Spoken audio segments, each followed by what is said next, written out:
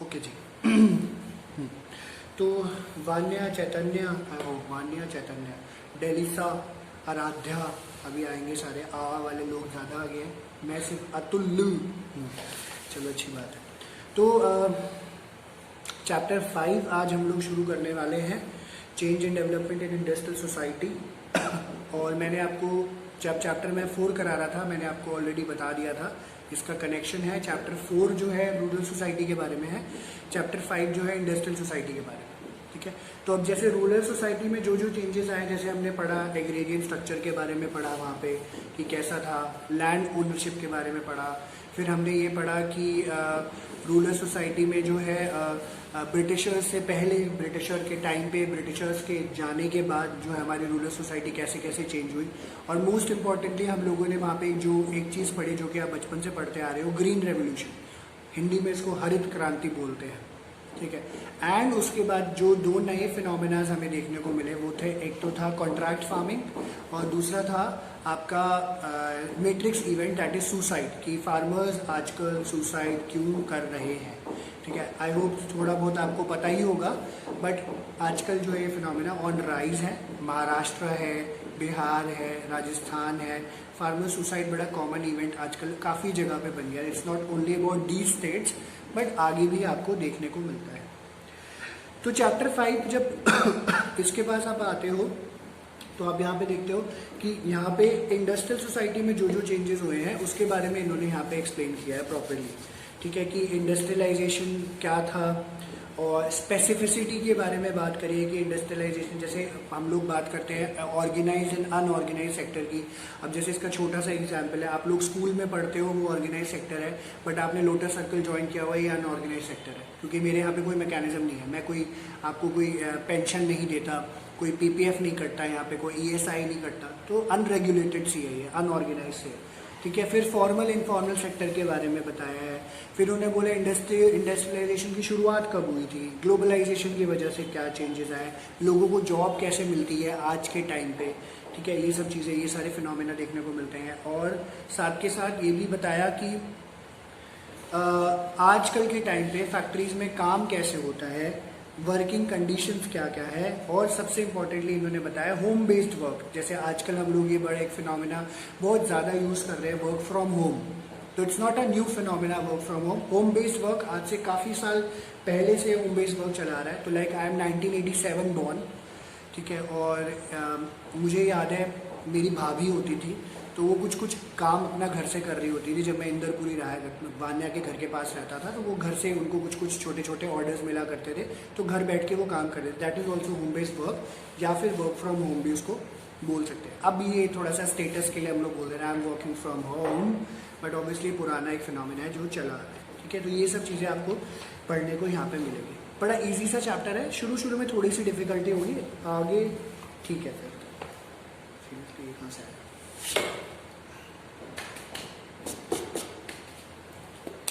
एक मिनट हाँ।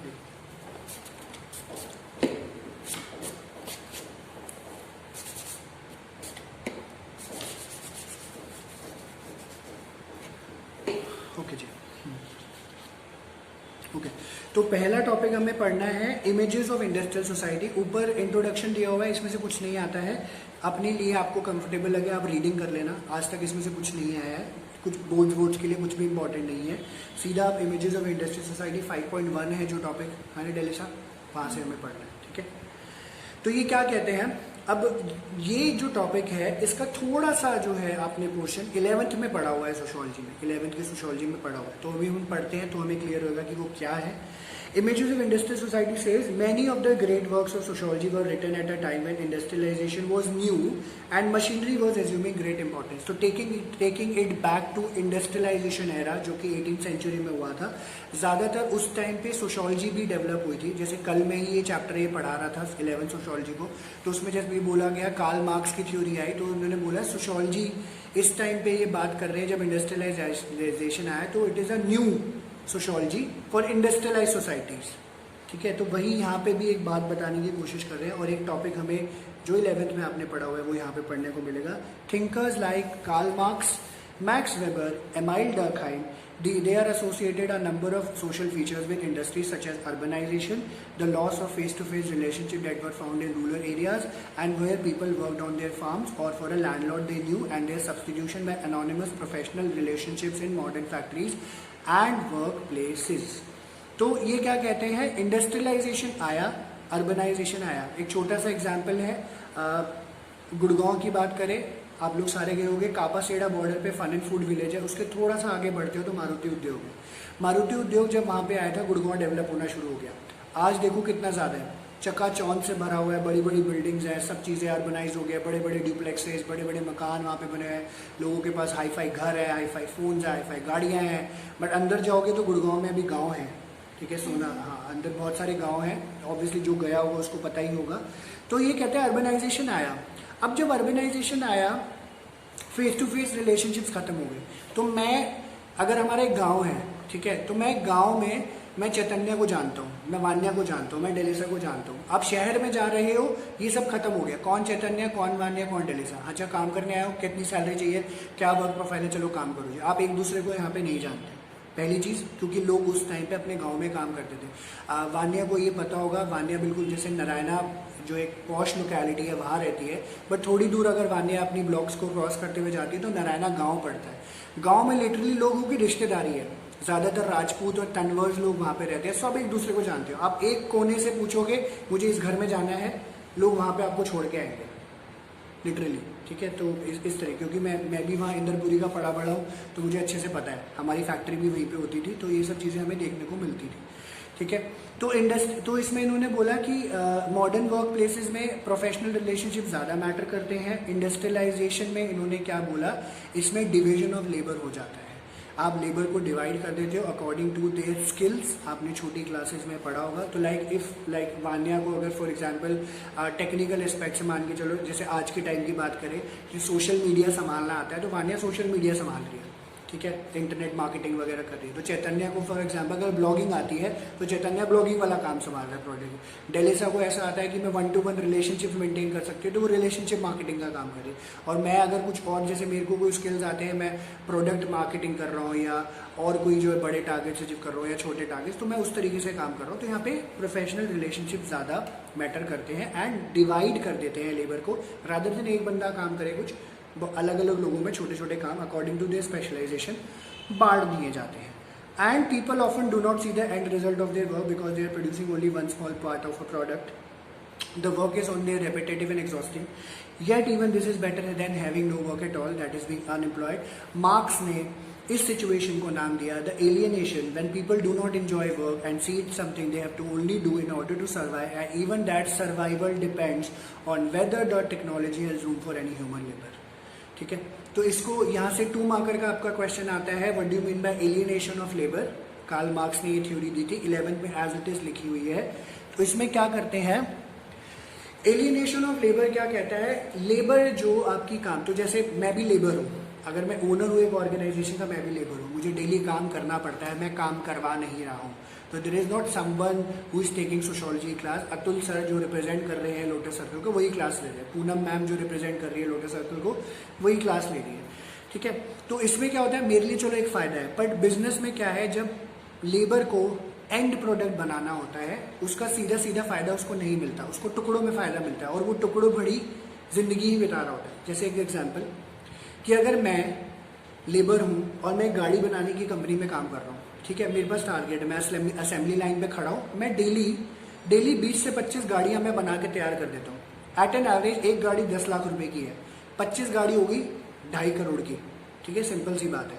ठीक है, 25 गाड़ी 2.5 करोड़ की. मेरी सैलरी शायद 1 लाख रुपए होगी, शायद 2 लाख होगी, या मैक्सिमम 3 लाख रुपए, 4 लाख रुपए, 5 लाख रुपए महीना होगी, ज़्यादा से ज़्यादा. ठीक है, अगर बेयर मिनिमम भी हम लोग लेकर चलते हैं तो मेरे को क्या होता है, प्रोडक्ट का कोई बेनिफिट नहीं है. ठीक है, मुझे उसका बहुत छोटा सा हिस्सा वहाँ पे मिल रहा होता है. और ऑब्वियसली लोगों को काम करने के पीछे बहुत बड़ी मजबूरी होती है, क्योंकि उनको अपना घर चलाना है, सर्वाइवल करना है, इसलिए वो काम कर रहे होते हैं, रादर देन बिना काम के वो काम रहे. एंड इम्पॉर्टेंटली इन्होंने ये भी बात बोली, वो डिपेंड करता है कि आपका जो वर्क एनवायरनमेंट है उसमें टेक्नोलॉजी के लिए जगह है कि नहीं. ठीक है, ये मैं एग्जांपल हर बार ही देता हूँ. आप जैसे महिंद्रा महिंद्रा मोटर्स है हमारे इंडिया की, मर्सिडीज, आप सब यूट्यूब पे डला हुआ है, आप देखना कभी, इनकी असेंबली लाइन है। महिंद्रा मोटर्स ने आज से 5-7 साल पहले क्या किया था, ऑटोमेशन कर दिया था। तो उनके पास 16 रोबोट्स हैं जो गाड़ियाँ बनाते हैं। तो आप ये देखो, ऑटोमेशन आ गया तो लेबर की ज़रूरत ही नहीं है, ठीक है। तो जहाँ टेलेसा को बुला रहे थे, भाई तो असेंबली लाइन में जो है चेसी लगाई हो, इंजन लगाई हो, मेरे को बोल रहे हैं स्टीयरिंग लगाओ, डैशबोर्ड लगाओ, वान्या को बोल रहे हैं टायर्स लगाओ, चैतन्य को बोल रहे हैं जो अंदर के सारी डिक्की विक्की और इलेक्ट्रिकल फिटिंग्स करो, इस तरीके से। तो ये सब खत्म, क्योंकि वो सारा काम क्या करती है, वो सारा काम रोबोट्स कर देते हैं, ठीक है। तो ये चीज़ भी हमें देखने को मिलता है। तो एलिनेशन ऑफ लेबर अब थोड़ा सा बढ़ता हुआ नजर आ रहा है। दिस यू कुड सी, आपको यूट्यूब पे सब मिल जाता है, तो आप ये देख सकते हो कि रोबोट्स कैसे काम कर रहे होते हैं। Just an example, okay. आगे इसको लेते हुए ये लेके जाते हैं, तो कहते हैं industrialization leads to greater equality at least in some spheres, ठीक है। तो इससे एक फायदा तो हुआ है, इंडस्ट्रियलाइजेशन की वजह से ग्रेटर इक्वालिटी यहाँ पे आ गई है कुछ जगहों पे। कैसे? गांव में इनइक्वालिटी बहुत ज़्यादा थी, गांव में आज भी जाओगे आप तो इनइक्वालिटी आपको मिलेगी, ठीक है। कैसे मिलेगी? वहाँ पे क्या है, क्लास इनइक्वालिटीज़ हैं, और इम्पॉर्टेंटली जो सबसे पहले लेवल पे काम कर रही होती है कास्ट। तू ऊंची जात का है, मैं नीची जात का हूँ, तू ऐसा है, तू वैसा है, तू ये है, तू वो है, अछूत अछूत, इस सब चीज़ों की चीज़ें चल रही होती है, अनटचेबल्स वगैरह की। तो वहाँ पे आपको ना क्लियरली दिख रहा होता है, यार ये बंदा तो इससे बात नहीं करनी है, इससे मिलना नहीं है, इसके साथ खाना नहीं खाना, ये नहीं करना, वो नहीं करना, ये सब चीज़ें चली आ रही होती है। इंडस्ट्रियलाइजेशन एरा में ऐसा नहीं होता। अब जैसे फॉर एग्जाम्पल कि चैतन्य और मैं उठ के एक गाँव से शहर की तरफ आए हैं, ठीक है, शहर की तरफ आए, अब वहाँ फैक्ट्री में काम कर रहे हैं। तो अब क्या है, मेरे को भी कुछ नहीं आता, चैतन्य को कुछ भी नहीं आता, हम लोग नौकरी पे गए, हाँ जी कितनी सैलरी चाहिए, हमें तो पता नहीं, क्योंकि इंडस्ट्रियलाइजेशन का। तो उन्होंने बोला भाई 10,000 तेरे को मिलेंगे, 10,000 तेरे को मिलेंगे। तो अब इक्वालिटी आ गई, अब इसमें मैटर नहीं करता कुछ, अब हम कोई ऊंची जात का है, कोई नीची जात का, क्या लेना देना है। अब देखिए, ठीक है, जैसे चैतन्य शर्मा है तो ब्राह्मण है, ऊंची जाति हो गई। अब मैं पोदार हूँ तो बनिया हो, तो मैं ऊंची जाति हो गया, हमें वो मैटर ही नहीं करना होगा। हमें मैटर करता है हम काम कर रहे हैं और हमें सैलरी इक्वल मिल रही है, तो ये इक्वालिटी आ गई। एक चीज़ ये देखने को मिलती है, जैसे इन्होंने बड़ा प्रॉपर्ली एक्सप्लेन किया है, कास्ट डिस्टिंक्शंस मैटर नहीं करती, चाहे वो ट्रेन हो, बस हो, साइबर कैफे हो, गांव में मैटर करती है। अगर आप एक रिक्शे में बैठ के गांव में, अगर आप खच्चर पे बैठ के गांव में जा रहे हो, तो आपके साथ दूसरा बंदा अगर अनटचेबल है तो उसके साथ कोई ट्रैवल नहीं करेगा। बट शहरों में ऐसा नहीं है, बहुत सारे लोग हैं, आप मेट्रो में जा रहे हो, टैक्सीज में जा रहे हो, कैब्स कर रहे हो, पूल कर रहे हो, आप शॉपिंग मॉल जाते हो, हर तरीके का बंदा होता है, आप मूवी हॉल जाते हो, आपके साथ कौन सा बंदा कौन सी कास्ट का बैठा है कोई मैटर नहीं करता, ठीक है जी, ये बताइए ये बात। तो on the other hand, but कहते हैं ओल्डर फॉर्म ऑफ डिस्क्रिमिनेशन आज भी कई जगह पे है, नई फैक्ट्री है, वर्क प्लेस सेटिंग्स में, and even as social inequalities are reducing, economic और income inequalities growing in the world. तो ये एक बड़ा फिनोमिना है जो कि आज देखने को मिल रहा है। मेरे को एक याद है, मेरे मामा जी का गांव है बिहार में तो हम जहाँ रहते तो पहले उनका ना लिटरली जैसे जो इसको हिंदी में फूस के मकान बोलते हैं, फूस मतलब भूसे के मकान होते हैं, आपने देखा होगा, जैसे पट्टियाँ डली होती हैं लकड़ियों की, इस तरीके से। साथ वाला मकान भी ऐसा था, वहाँ पे एक बंदा होता था पवन, ठीक है। तो झल्ला एकदम लिटरली, ठीक है। और मतलब वो जैसे कहते हैं ना, बिहार का तो हम लोग गालियाँ भी दे देते हैं, इन द सेंस कि बिहारी है, बिहारी आजकल एक गाली की तरह भी यूज़ होते हैं। तो cause I am from Bihar, but मेरा बॉर्न एंड ब्रॉट अप यहाँ पे, तो मुझे कोई रिकॉग्नाइज नहीं कर पाता कि आप बिहार के हो कि नहीं, ठीक है, क्योंकि दिल्ली आई नहीं रहे शुरू से। तो वो क्या हुआ कि ओवर द पीरियड हमारा कॉन्टैक्ट छूटा, बचपन में जाते थे तो उसी लिटरली कच्चे बनियान में घूमता था, ठीक है, मतलब इस तरीके से। मैंने उसका नाम भी ले लिया, खैर यहाँ पे वो देखेगा तो मारेगा खैर वो देखेगा क्यों, एनीवे। तो ऐसा हाल था, और मतलब कुछ बोल चाल नहीं, कुछ नहीं। और मेरे को उस बात पे खुशी भी होती है, आज वो एक कॉरपोरेट एमएनसी में जॉब कर रहा है नोएडा में एज अ सीनियर मैनेजर। उसने एक अच्छी खासी गाड़ी ले ली है, पहले सेकेंड हैंड ली थी, आज उसने उसको अपग्रेड कर लिया है, कुछ सालों की बात है। एक अच्छा खासा घर ले लिया है, बड़ी लैविश से दिल्ली में रह के उसने मैरिज करी, सबको गांव से बुलाया है यहाँ पे, जस्ट बिकॉज, ठीक है, क्योंकि वो एक छोटे से गांव से उठ के यहाँ पे आया और उसको एक अपॉर्चुनिटी मिली, तो वो चीज़ हो गई। अब उसके साथ के जो लोग हैं जो तरक्की नहीं कर पाए, तो वो डिस्टिंक्शन यहाँ पे आ जाती है, यार वो तो उतना पैसा कमा रहा है, हम तो नहीं कमा पा रहे। एक तो वो विजन भी देखते हैं कि भाई उतना पैसा कमा रहा है, हम भी कमाएंगे, पर वो डिस्क्रिमिनेशन भी कहीं कहीं आ जाता है, यार वो तो उतना कमा रहा है, हम तो नहीं कमा पा रहे। तो ये चीज़ें देखने को मिलती है, एंड कभी कभी सोशल इनइक्वालिटी और इनकम इनइक्वालिटी ओवरलैप कर जाती है। Taking back to our example, जहाँ पे मैं चैतन्य और अपनी बात कर रहा था कि फॉर एग्जाम्पल हम दोनों इक्वल मेहनत कर रहे हैं एक ही फैक्ट्री में, पर चैतन्य को रिकॉग्निशन मिल गई, उसको बोला तेरे को हम तेरे को अपग्रेड कर रहे हैं, तेरी सैलरी आज से 20,000 हो जाएगी, और तेरी पोजीशन भी बढ़ेगी। मुझे लगेगा हम तो साथ में आए हैं, चैतन्य को तो जो है उसको प्रोग्रेस हो गया, मेरे को तो नहीं हुआ। तो यहाँ पे अब क्या हो गया, इनकम इनइक्वालिटी परसिस्ट कर रही है। समटाइम्स इट ऑल्सो हैपन्स कि सोशल इनइक्वालिटी भी आ जाती है इनकम के साथ साथ। छोटी जाति वाले हैं और काम भी नहीं है, तो ऐसी प्रॉब्लम देखने को मिल जाती है। एंड इसमें एक एग्जाम्पल दिया है कि in the domination of upper caste man in well paying professions like medicine, law और journalism, women often get paid less than man for similar work. तो विमेन इक्वालिटी आज भी मैटर करती है, वो एक प्रॉब्लम हमें देखने को मिलती है।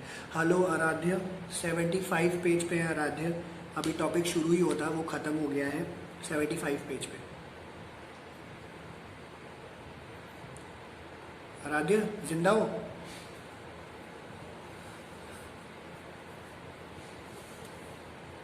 भाई हाँ या ना बोल दिया करो यार। तो एक पे तो मेरे को लगता है कैमरा तुम एलसीडी पे लगा के बैठते हो क्या, तुम इतनी दूर जाके अनम्यूट करते हो। भागी गया आ गया। आराध्य जी नमस्ते। नमस्ते आराध्य जी, कैसे हैं आप? हाँ सर, जिंदा हूँ। जिंदा जिंदा बढ़िया है, सब जिंदगी अच्छी चल रही है? हाँ सर, अच्छी चल रही है। चलो ठीक है ना सब, गुस्सा तो नहीं हो मुझसे? मेरे को लग रहा है कि मारना वारना चाहते हैं। सर आप बस आगे से गुस्सा रहना हो गया। चलो ठीक है ओके। 75 पेज पे हरा दिया। हाँ ओके, तो ये इन्होंने बताया। और जो अभी मैंने पैराग्राफ जस्ट खत्म किया है, यहाँ पे आप देख रहे हो ये जो पहला लाइन है लिखा हुआ है, industrialization leads to greater equality at least in some spheres. ये 4 मार्कर का क्वेश्चन आता है, ठीक है, यहाँ लिख लीजिए 4 मार्कर का क्वेश्चन है। और इसके साथ एक एडिशन होता है, वो पॉइंट आगे अभी मिलेगा हमें, ठीक है। प्लस लिख लीजिए प्लस, वो आगे मैं बताता हूँ कि कहाँ से कवर होता है पैराग्राफ, वो चीज़ उन्होंने बताई। तो साथ के साथ इन्होंने कंक्लूड किया कि while the early sociologists saw industrialization as both positive and negative, by the mid 20th century under the influence of modernization theory, industrialization came to be seen as inevitable and positive. Industrialization को रोका नहीं जा सकता, आज भी देखो कि बढ़ ही रहा है, धीरे धीरे कहीं खत्म नहीं होने वाला। Modernization theory argues that societies are at different stage on the road to modernization, but they are all heading in the same direction. Modernization वाले theories थे, उन्होंने बोला modernization हो रही है, हर एक कंट्री जो है या हर एक कम्युनिटी जो है, हर एक कल्चर जो है, हर एक स्टेज में है और सब लोग एक ही रास्ते पे चल रहे हैं, एक ही डायरेक्शन में। And modern society for these theories is represented by the west. तो हमारा स्टैंडर्ड शुरू से जो है वेस्टर्न मॉडल का रहा है, ठीक है। तो उसी तरीके से इन्होंने यहाँ पे इसको समझाया, ये चीज़ इन्होंने बताई है, ठीक है। आराध्य मैं तुम्हें बता देता हूँ, 75 पेज पे जो सबसे ऊपर वाला पैराग्राफ है, यहाँ से 2 मार्कर का एक क्वेश्चन है एलियनेशन ऑफ लेबर का, ठीक है, वहाँ लिख लेना alienation of labour, Karl Marx का 2 मार्कर का क्वेश्चन आता है। और जो उसके सेकंड पैराग्राफ है उसके नीचे वाला, यहाँ से 4 मार्कर का क्वेश्चन आता है, ठीक है। आराध्य तुमने मिस कर दिया था एलियनेशन ऑफ लेबर। आराध्य हमने 11th में पढ़ा हुआ है कार्ल मार्क्स का, बट एटलीस्ट वीडियो रिकॉर्ड हो गई है, वो देख सकते हो, ठीक है। ओके ठीक है जी, आगे बढ़ते हैं। ओके चैतन्य वान्या, ये क्लियर है? इसमें कुछ पूछना है आपको? चैतन्य वान्या आप दोनों को क्लियर है जो अभी हमने पढ़ा? क्लियर है सर, ओके। चैतन्य तो मेरे लास्ट वाला 4 मार्क वाला आंसर थोड़ा चोट नहीं करा। मैं बता देता हूँ दोबारा, कोई बात नहीं। चैतन्य क्या कह रहे थे? ये सर क्लियर है मेरे को भी, जस्ट जो आप लाइक ये जो लास्ट 4 मार्कर वाला है इसमें थोड़ा सा। हाँ, ये जो मैंने बताया वो आई होप समझ आ गया होगा, बट इसका क्योंकि एक पोर्शन है जो आगे है, वहाँ से थोड़ी सी अच्छी क्लैरिटी होगी। तो अभी फिलहाल थोड़ा सा इसको होल्ड करते हैं, आगे वो क्लियर करेंगे तो ऑटोमेटिकली क्लियर हो जाएगा फिर, ठीक है, पढ़ेंगे तो। हाँ यहाँ से कुछ नहीं आता, ये 2 पैराग्राफ्स इंपॉर्टेंट है बस, ये वाले 2 नहीं इसमें कुछ, ये 2 पैराग्राफ्स बस जो मैं बोल रहा हूँ वहीं से क्वेश्चन कवर होते हैं और एक्स्ट्रा कुछ कवर नहीं होता, ठीक है, ये चीज़ ओके।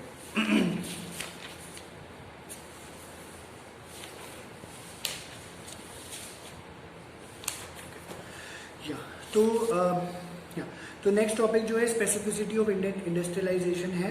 मैं जो अभी पैराग्राफ में आपके डाउट था उसको हम लोग आगे क्लियर करते हैं, बिकॉज इसका एक आधा पोर्शन रहता है, तो वो जब पढ़ लेंगे तो एटलीस्ट वो क्लियर हो जाएगा। अभी हम आगे बढ़ रहे हैं, the industrialization in India, specificity of Indian industrialization. अब ये देखो इंडस्ट्रियलाइजेशन की हम लोग बात करते हैं, बट हमें पता भी तो होना चाहिए इंडस्ट्रियलाइजेशन की शुरुआत कहाँ से हुई, क्या था, किस तरीके से हमारे इंडिया में इसको प्रोग्रेस किया गया, वो भी पता होना बहुत ज़्यादा ज़रूरी है। तो उसके बारे में इन्होंने जो है यहाँ पे एक्सप्लेन किया है, just a sec.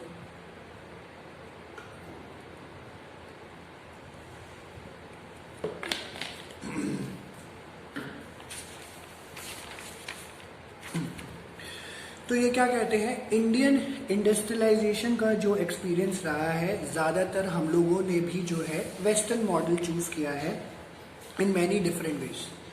Comparative analysis of different countries suggest there is no standard model of industrial capitalism. तो बेसिकली क्या था, लोग बोलते थे कि कोई मॉडल होना चाहिए, कोई स्टैंडर्ड होना चाहिए.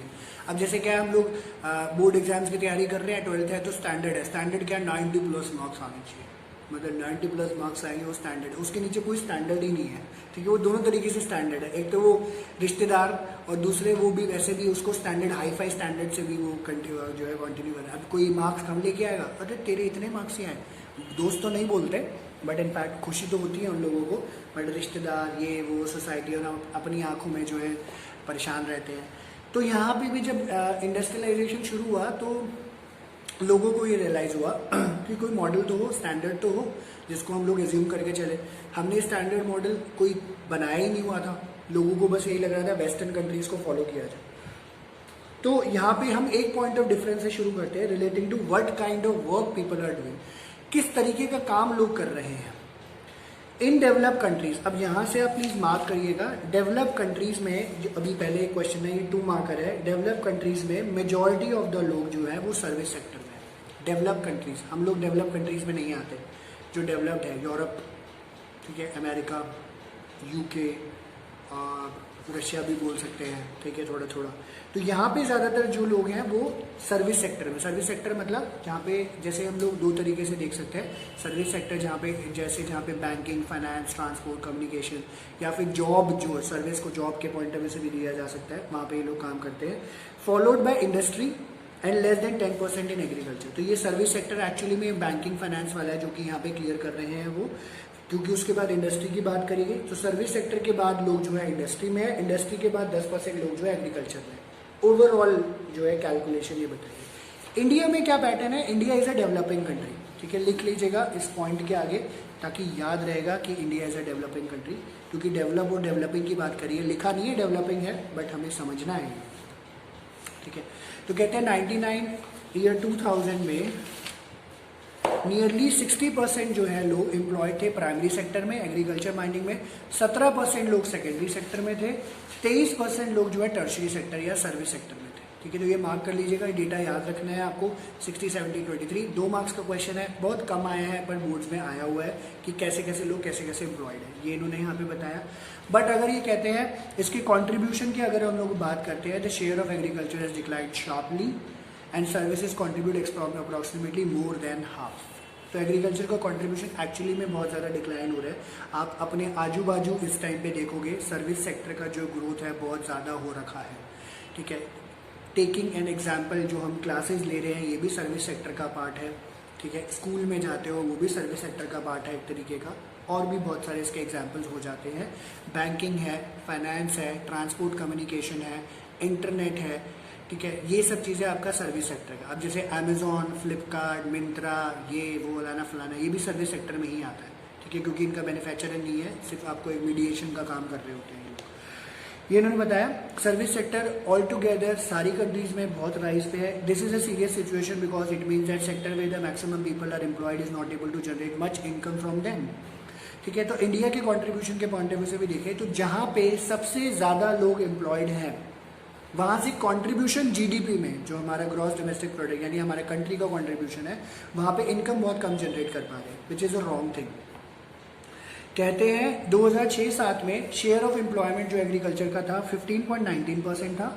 माइनिंग क्वायरिंग में 0.61%, production 13.33, manufacturing 6.10, trade hotel restaurant 13.18, transport storage communication 5.06 and so on, जो कि इन्होंने यहाँ पे बताया. ये जस्ट रीडिंग पे रखना है, बोर्ड्स में नहीं आया है, आप सिर्फ रीड करना. ऊपर वाला मैंने आपको मार्क करा दिया था. ठीक है, इस तरीके से बताया, ये इन्होंने बात बोली. ठीक है जी. और फिर बात आती है another major difference between developed and develop countries. अभी हम पढ़ के आए हैं, जो पहला पॉइंट हमने पढ़ा, जिसमें इन्होंने बोला डेवलप कंट्रीज में मेजॉरिटी ऑफ द लोग सर्विस सेक्टर में है. डेवलपिंग कंट्रीज में जैसे हमारी अगर लोग बात करें तो ज़्यादातर लोग एग्रीकल्चर सेक्टर में है, सबसे कम लोग टर्शरी सेक्टर में. अब एक डिफरेंस और आ रहा है, क्योंकि ये डेवलप्ड और डेवलपिंग कंट्रीज का डिफरेंस का क्वेश्चन 2 मार्कर आता है, 4 मार्कर आता है. ठीक है, तो ये अब लिख लीजिएगा, क्योंकि थोड़ा सा इसमें ना हौच पौच है, ऊपर नीचे दिया हुआ है, तो याद रहेगा. जो अभी मैं पैराग्राफ पढ़ रहा हूँ आपके लिए, सेकंड वाला। Another major difference between developing and developed countries the number of people in regular salaried employment. In developed countries the majority are formally employed. Developed countries में फॉर्मली एम्प्लॉयड हैं लोग, मतलब किसी के अंडर वो जॉब कर रहे हैं, काम कर रहे हैं। इंडिया में क्या है, इंडिया में जो लोग हैं कमाल के हैं, कहते हैं यहाँ पे 50% से ज़्यादा पॉपुलेशन सेल्फ एम्प्लॉयड है। भाई से सबको बिजनेस करना है, ठीक है, काम धंधो करना है, क्योंकि अम्मी जान कहती थी कोई भी धंधा छोटा नहीं होता और धंधे से बड़ा कोई धर्म नहीं होता।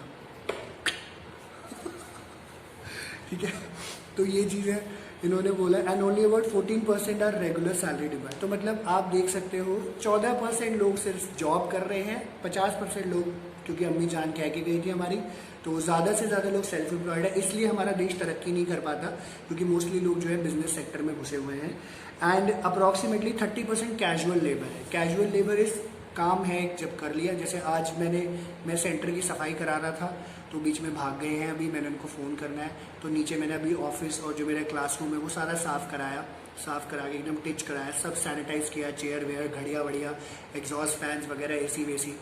अब ये कैजुअल लेबर है, क्योंकि मुझे जब ज़रूरत थी मैंने बुला लिया। कहाँ पे, कहीं पे रेगुलर जॉब नहीं करते हैं, इसको दिहाड़ी वाला लेबर बोलते हैं। तो आज की दिहाड़ी लेके वो काम करके चले जाएंगे, अभी बीच में चले गए, तो लेट्स सी वो कब आते हैं। ठीक है, तो ये चीज़ एक एग्जाम्पल हो गया, तो ये इन्होंने बताया। तो ये एक पॉइंट ऑफ डिफरेंस है, एक पॉइंट ऑफ डिफरेंस ये हो गया। छोटे छोटे पॉइंट्स हैं, 2 और 4 मार्क्स का ये क्वेश्चन आता है। अब क्वेश्चन फिर चेंज होता है। नेक्स्ट पैराग्राफ में लिखिए, यहाँ पे लेफ्ट हैंड साइड पे, प्लीज ध्यान से इसको लिख लेना, दोबारा मत बोलना कि सर बताओ। Formal versus informal sector, formal versus informal sector and formal versus informal sector and organise versus unorganise sector, formal versus informal sector and organise versus unorganise sector. लिख लेना प्लीज। ये जो मैंने बोला है इंपॉर्टेंट टॉपिक है, इस यहाँ से 2 और 4 मार्कर का ये टॉपिक है। और फॉर्मल ऑर्गेनाइज्ड एक ही बात है, इनफॉर्मल अनऑर्गेनाइज्ड एक बात है। ठीक है, सिनोनिमसली यूज किया जाता है, यहाँ पे भी हम पढ़ेंगे उस बारे में। फॉर्मल तो एक अंडरलाइन कर लेना या कुछ कर लेना कनेक्शन बनाने के लिए। फॉर्मल ऑर्गेनाइज्ड एक बात है, इनफॉर्मल अनऑर्गेनाइज्ड एक बात है।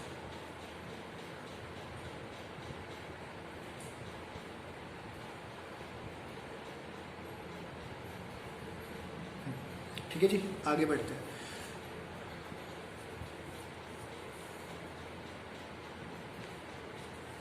एक सेकेंड, हाँ एक सेकेंड।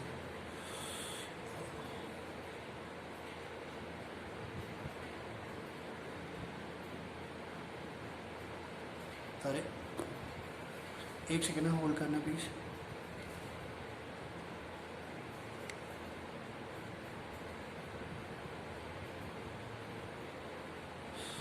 कहाँ गया भाई, सॉरी एक मैसेज आ गया था। ओके ठीक है जी। तो इकोनॉमिस्ट और बाकी सारे लोग जो है डिस्टिंक्शन करते हैं ऑर्गेनाइज और फॉर्मल, अनऑर्गेनाइज और इनफॉर्मल सेक्टर में। तो ये थोड़ा सा डिफरेंशिएट हो जाता है। पहला जो इसके ऊपर डिबेट करेंगे, according to one definition, Delhi से ध्यान से सुनना।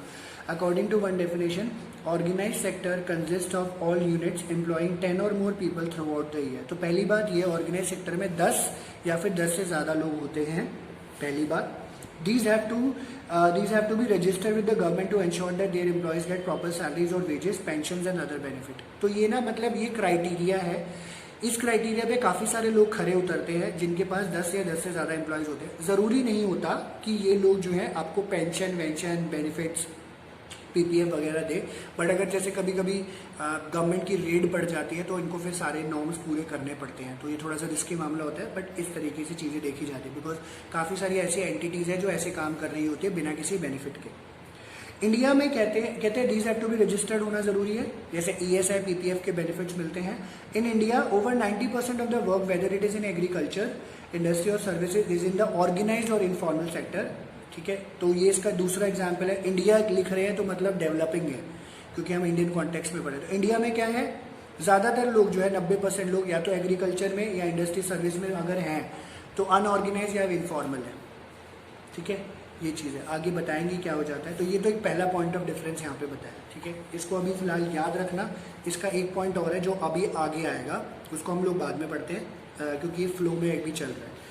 अब ये कहते हैं क्योंकि इतना छोटा साइज है हमारे ऑर्गेनाइज सेक्टर का, ठीक है, तो इसका ना कुछ इम्प्लीकेशन हो जाते हैं। अब जैसे बहुत कम लोग जो ऑर्गेनाइज सेक्टर में काम करते हैं, और बेसिकली क्या है, जो ऑर्गेनाइज सेक्टर है ज़्यादातर हम लोग कंसिडर करते हैं इंडियन पॉइंट ऑफ व्यू से, वो क्या है, गवर्नमेंट जॉब। गवर्नमेंट जॉब में जाओगे सारे बेनिफिट मिलेंगे।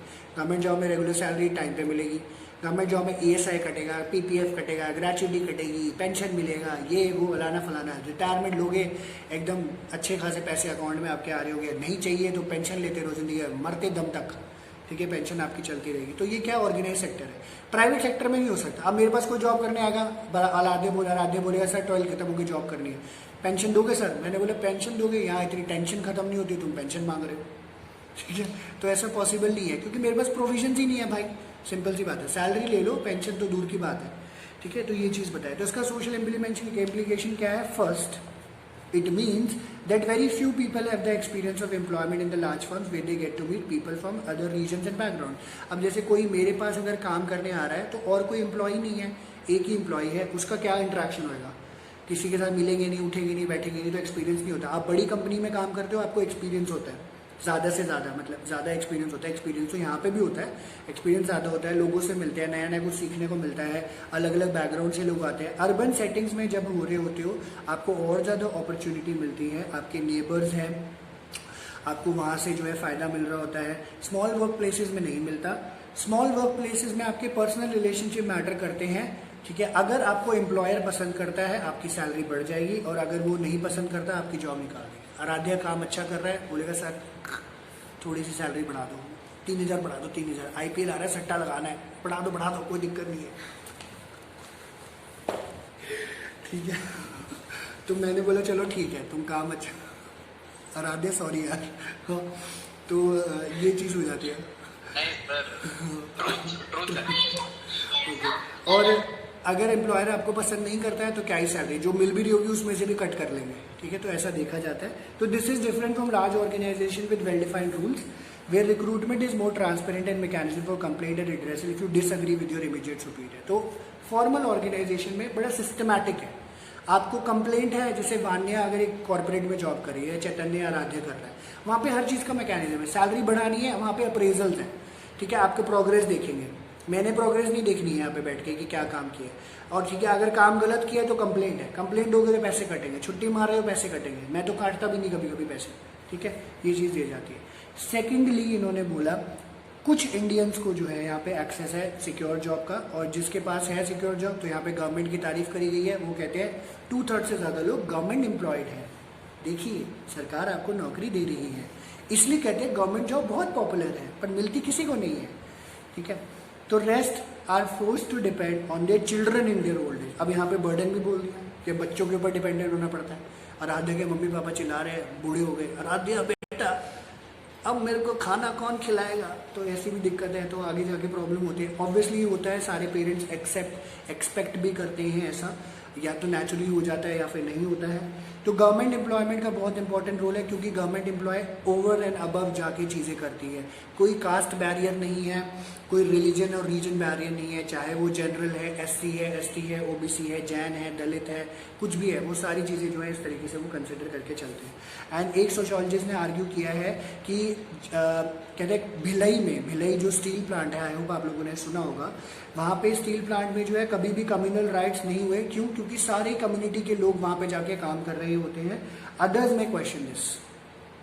थर्ड जो है, क्योंकि ये अब ये मार्क कर लेना थर्ड पॉइंट, ये फॉर्मल इनफॉर्मल और ऑर्गेनाइज अनऑर्गेनाइज सेक्टर का पॉइंट है, लिख लो इसके आगे। ये तीसरा पॉइंट है, जो अभी दो तो वहाँ पढ़ लिए थे, ये तीसरा पॉइंट है, ठीक है, कनेक्शन में लिख लेना क्योंकि फिर इकट्ठे लिखा नहीं जाएगा। थर्ड कहते हैं ऑर्गेनाइज सेक्टर का एक फीचर है, यहाँ पे आपको यूनियन के मेंबर्स मिलेंगे, ठीक है। अभी जैसे वान्या नारायणा के पास बैठी, तो नारायणा इंडस्ट्रियल एरिया, हम लोग जैसे चैतन्य है, आराध्या और मैं हूँ, ललिसा है, हम लोग मायापुरी इंडस्ट्रियल एरिया के पास बैठे हैं। तो यहाँ पे ना, यहाँ पे एसोसिएशन है, ठीक है, यूनियन है, C2 है, ठीक है, कम्युनिस्ट पार्टी वाले हैं, कांग्रेस के भी हैं। तो ये क्या करते हैं ना, आप यूनियन बना के लोगों को ना इकट्ठा करके काम कराने की कोशिश करते हैं। और दूसरा ये भी, अगर आपकी कोई मंजूरी नहीं है, अगर आपकी कोई बात नहीं सुन रहा है, तो स्ट्राइक करने को भी तैयार हो जाते हैं। मतलब over the period of time कुछ ना कुछ चल रहा होता है, ग्राफिटीज बना देते हैं, हमारी मांगे पूरी करो, आजकल तो बोर्ड एंड बैनर भी बन के आ रहे हैं, तो ये सब चीज़ें वहाँ पे चल रही होती है। तो ऑर्गेनाइज सेक्टर का एक फीचर है ट्रेड यूनियन या मेंबर यूनियन, एंड ये लोग कलेक्टिवली अगर नहीं होता तो कलेक्टिवली फाइट नहीं कर पाते, सेफ वर्किंग कंडीशन इन लोगों के लिए नहीं मिलती। इसलिए गवर्नमेंट जो है, गवर्नमेंट के पास लॉज हैं ऑर्गेनाइज करने, लॉज है कि वो मॉनिटर कर सके condition in the organise sector, but obviously वो नहीं कर पाते बिकॉज एम्प्लॉयर या फिर कॉन्ट्रैक्टर होता है वो अपने हिसाब से काम कर रहा होता है। सिंपल सी बात है, जिसके पास 15-20 लोग काम कर रहे होते हैं, क्योंकि मुझे पता है हम लोग इंडस्ट्रियल सेक्टर से डील करते थे, तो 20-25-30 एम्प्लॉय काम कर रहे हैं, कभी ESI PPF वालों की रेट पड़ जाती थी, हाँ दिखाओ जी इनको PPF मिल रहा है जी, ESI मिल रहा है जी, भाई अपने पास है ही नहीं तो कहाँ से देंगे जनरली काम। तो वो चिट्ठे में दिखाते थे कि हमारे पास 5 ही एम्प्लॉय काम कर रहे हैं, बाकी सारे कैजुअल लेबर है, क्योंकि काम सबको करना है। क्योंकि सिंपल बात है, जिसको काम चाहिए और उसको अल्टीमेटली पैसा चाहिए, वो पैसे से मतलब उसको ESI PPF से क्या करना है, ठीक है, ऐसा भी देखने को मिलता है। तो ये पॉइंट जो है आपका ऑर्गेनाइज और अनऑर्गेनाइज सेक्टर या फॉर्मल इनफॉर्मल सेक्टर का भी है, जो कि अभी पीछे हमने मार्क किया था, इसको ऐड कर लेना तो याद रहेगा। ठीक है जी, ये इन्होंने बताया। ओके जी ठीक है, दिल्ली से क्लियर है, इसमें कोई डाउट? पक्का लिख लिया, मार्क कर लिए? ठीक है ठीक है, वहाँ पे भी लिख लो, उधर भी लिख लेना, फॉर्मल इनफॉर्मल तो याद रहेगा थर्ड पॉइंट के आगे। ठीक है कोई बात नहीं। चैतन्य वान्या क्लियर है? आराध्य कुछ पूछना है इसमें से? आप लोगों को क्लियर है ये? No sir. No sir, okay. Chaitanya Vanya आप दोनों को क्लियर है? ये सर क्लियर है। ठीक है क्लियर है। ओके जी वान्या, ठीक है। बस एक टॉपिक छोटा सा और करेंगे, इसमें से कुछ ज़्यादा आता नहीं है, ठीक है। वैसे तो अभी ये हमने कर लिया, एक टॉपिक और कर रहे हैं क्योंकि ज़्यादा टाइम नहीं है हमारे पास ठीक है, और फिर मेरे को भी थोड़ा सा 5 मिनट का गैप चाहिए होता है। क्या या तो ये है industrialization in the early years of Indian independence. तो जब हमें आज़ादी मिली और आज़ादी के नज़दीक है हम लोग, बिल्कुल है ना, 9 दिन बचे हैं, पतंग उड़ाने का टाइम आएगा हमारा। मैं तो बहुत उड़ाता हूँ, कि मैंने बताया ही था या। तो इसमें इन्होंने बोला जो फर्स्ट मॉडर्न इंडस्ट्री हमारे यहाँ पे सेटअप हुई थी वो थी cotton, jute, coal mines and railways. ठीक है, पहली तो चीज़ ये है। आफ्टर इंडिपेंडेंस गवर्नमेंट ने commanding heights of the economy के ऊपर जो है अपना कंट्रोल लेके, कमांडिंग हाइट्स मतलब इसको ग्रो करना है, ठीक है, इसको बढ़ोतरी करनी है ऐसे कि ऐसे। और ये 2 मार्कर का क्वेश्चन आता है, फिल इन द ब्लैंक्स आ जाता है, या ऐसे आ जाता है कि government took over the commanding heights of the economy, explain. तो किसके ऊपर कमांडिंग हाइट्स है, किसके ऊपर उन्होंने कंट्रोल किया है, ये सिर्फ 2 लाइनों में आंसर है। इसमें इन्होंने इन्वॉल्व किया डिफेंस को, ट्रांसपोर्ट को, कम्युनिकेशन को, पावर को, माइनिंग को and other projects which only government had the power to do and which was also necessary to private industry to flourish। ठीक है, तो गवर्नमेंट ने इनिशिएटिव ले रखा था, हमारे हाथ में जो चीज़ है वो हमारे हाथ में रहेगी, प्राइवेट इंडस्ट्रीज़ के पास नहीं जाएगी। इसलिए गवर्नमेंट ने इनको ये देखा कि हम इस सेक्टर के ऊपर, इसको शुरुआती दौर में कोर सेक्टर्स के नाम से भी जाना जाता था, कोर सेक्टर्स, क्योंकि ये ग्रोथ के सेक्टर्स थे, पैसा भी काफ़ी लगता था और काम भी बहुत निकलता था यहाँ से। और कहते हैं क्योंकि इंडिया जो है मिक्स्ड इकॉनमी है, इंडिया क्योंकि हमने अडॉप्ट करा था मिक्स इकॉनमी की पॉलिसी, सब कुछ सेक्टर्स जो है गवर्नमेंट के लिए रिजर्व होते थे पुराने टाइम पे। And with in that government ने ये इंश्योर किया कि लाइसेंसिंग पॉलिसी को लगा के हम लोग जो इसको कंट्रोल कर सकते हैं। इंडिपेंडेंस से पहले कहते हैं ज़्यादातर जो इंडस्ट्रीज थी कहाँ पे थी, Madras which is now Tamil Nadu, Bombay is Mumbai, Calcutta Kolkata, Faridabad हमें पता ही है, फरीदाबाद इंडस्ट्रियल सेंटर बहुत बड़ा है आज भी, Rajkot have become industrial centre. The government also try to encourage the small sector through special incentives and assistance and many items like paper wood products, stationery, glass, ceramics were reserved for small sector. And in 1999, large-scale industry employed only 28% of total workforce engaged in manufacturing। तो आप ये देखोगे large scale industry में 28% total workforce काम कर रहा है, ठीक है। इनफैक्ट आप कभी गूगल सर्च करके देखना, टाटा और रिलायंस जैसी कंपनीज, अदानी विल्मर्स हैं, जो बिरलाज हैं, इन लोगों के पास लगभग 70-80 हज़ार एम्प्लॉयज़ हैं, बल्कि कई जगह पे तो ज़्यादा है। तो ऑब्वियसली वर्कफोर्स ज़्यादा एम्प्लॉयड होती है, बट इन्होंने क्या बोला, स्मॉल स्केल और ट्रेडिशनल इंडस्ट्री में 72% एम्प्लॉयड है, ठीक है। वहाँ पे नंबर्स हैं, एम्प्लॉयड लोग एक्चुअली में छोटी इंडस्ट्रीज में ज़्यादा है, वो इन्होंने यहाँ पे बात बोली। इसमें से सिर्फ एक क्वेश्चन कवर होता है जो कि मैंने ऊपर बताया, government took over the commanding heights of the economy, बस और कुछ नहीं आता इसमें से, ठीक है। तो ये हमारा स्टार्टिंग ऑफ द चैप्टर था। आगे अभी हमें बचा हुआ है 2 क्लासेस ऑलमोस्ट अभी लगेंगी इसमें, ठीक है। छोटा सा क्रिस्प का चैप्टर है। आज के लिए फ़िलहाल हम इतना ही करेंगे, ठीक है। बाकी हम लोग नेक्स्ट क्लास में मिलते हैं सैटरडे, ठीक है जी। So thank you everyone. Still अगर कुछ पूछना है तो आप पूछ सकते हो, किसी को अगर कोई डाउट है तो। ऐसा कोई डाउट तो नहीं है? एक मिनट, नो ठीक है, ओके, ठीक है। तो हम नेक्स्ट क्लास में, हाँ नेक्स्ट क्लास में फिर मिलते हैं आराम से, ठीक है जी। Thank you very much. Bye sir. Thank you, sir. Bye So- bye. हाँ जी, बाय बाय बाय। सर मेरे को एक डाउट था। हाँ जी, हाँ जी। It's not